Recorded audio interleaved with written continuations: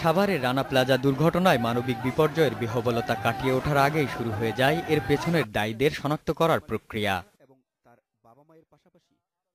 দায়ের করা হয় ৫টি মামলা। এর মধ্যে ইমারত নির্মাণ আইন, অবহেলাজনিত হত্যার অভিযোগে দায়ের করা ২টি মামলার তদন্তের দায়িত্ব দেওয়া হয় পুলিশের অপরাধ তদন্ত বিভাগ বা সিআইডিকে।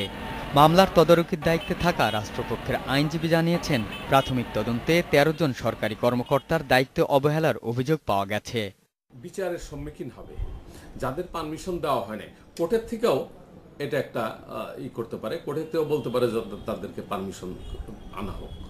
এ ব্যাপারে কোর্টও যদি ইচ্ছা করে, কোর্টও যদি মনে করে, তাহলে তাদের পারমিশনের জন্য কোর্ট লিখতে পারে তাদের উপরস্থ কর্মকর্তাকে যে তাদেরকে পারমিশন দেওয়া হোক।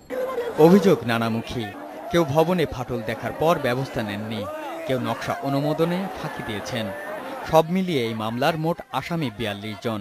এর মধ্যে ২৬ জনই পলাতক। মামলার পরবর্তী তারিখ ২১ মে। সেদিনই অভিযোগপত্র দাখিলের জোর চেষ্টা করা হচ্ছে বলে দাবি করেন আইনজীবী। এটা খুব তাড়াতাড়ি আশা করতেছি। আমরা চেয়েছিলাম এই মাসে আমরা এই পুলিশ প্রতিবেদন পাবো এবং হয়ে যাবে, কিন্তু যেতে পারে এই মাসে, আমরা চেষ্টা করে যাব। মামলাটি এখন আছে মুখ্য বিচারিক হাকিম আদালতে। অভিযোগপত্র দেওয়ার দিনই বোঝা যাবে কতজন সরকারি কর্মকর্তার ব্যাপারে সম্মতি পাওয়া গেছে। অভিযোগপত্র দাখিলের পর দণ্ডবিধির ধারা অনুযায়ী ভিন্ন আদালতে বিচার করা হবে বলে জানান আইনজীবী।